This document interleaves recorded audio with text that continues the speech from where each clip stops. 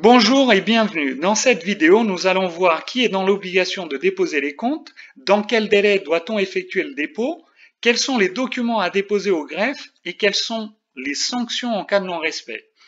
Commençons tout de suite par présenter quelles sont les sociétés ayant l'obligation de déposer les documents comptables. Il va s'agir de toutes les sociétés commerciales.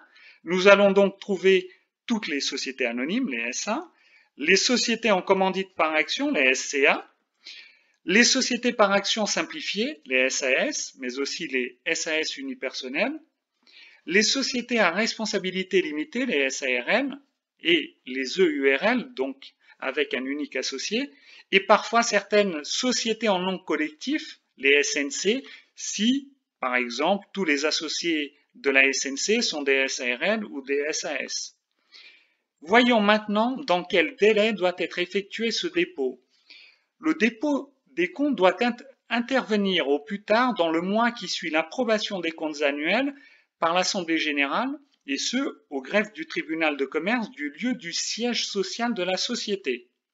Ce délai est désormais de 2 mois en cas de dépôt électronique par la société. Depuis le 1er avril 2018, sachez que pour les sociétés cotées, elles peuvent déposer simplement leurs documents de référence au lieu de déposer leurs comptes, accompagnés des différents rapports que nous allons voir juste après. Listons maintenant ensemble les documents qui sont à déposer au greffe du tribunal. Nous allons trouver tout d'abord les comptes annuels de la société, ensuite le rapport du conseil de surveillance pour les sociétés par action, la proposition d'affectation du résultat de l'exercice voté en assemblée générale, le rapport du commissaire aux comptes sur les comptes annuels, et dans les groupes, en cas de consolidation des comptes, il doit être déposé les comptes consolidés, le rapport de gestion du groupe et le rapport des commissaires aux comptes sur les comptes consolidés. Je tiens à préciser que pour les sociétés non cotées, le rapport de gestion n'a plus à être déposé. La seule obligation de l'entreprise est de le tenir à disposition pour toute personne qui en ferait la demande. Par ailleurs, il faut savoir qu'il existe la possibilité pour les plus petites entreprises de rendre les comptes confidentiels. Pour cela, en effet, les micro-entreprises peuvent rendre leur bilan et leur compte de résultats confidentiels au moment du dépôt des comptes.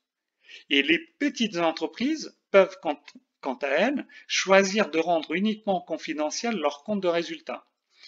Pour que cette confidentialité soit appliquée, le dépôt des comptes doit être accompagné d'une déclaration dite de confidentialité selon un modèle qui est prévu par les textes. Regardons enfin quelles sont les sanctions en cas de non-dépôt. Que risque-t-on? Sachez tout d'abord que toute personne intéressée ou le ministère public peut demander au président du tribunal, qui va statuer en référé, et peut obliger ensuite, sous astreinte, les dirigeants à déposer l'ensemble des pièces non déposées au greffe. Mais lorsque le dépôt des comptes n'est pas effectué au greffe, la société peut être pénalement sanctionnée. Lors du premier manquement, l'amende s'élève à 1 500 € et si jamais elle récidive, dans ce cas, le montant de l'amende double et s'élève à 3 000 €. Mais on voit bien qu'en pratique, ces montants, le montant des amendes, est loin d'être dissuasif et on constate que beaucoup d'entreprises se payent le luxe de ne pas déposer les comptes annuels. Nous avons terminé avec la présentation relative au dépôt des comptes. J'espère que cette vidéo vous sera utile. N'hésitez pas à la liker, à laisser vos commentaires ou poser vos questions auxquelles je répondrai personnellement. Je vous dis merci et à très bientôt pour de nouvelles vidéos.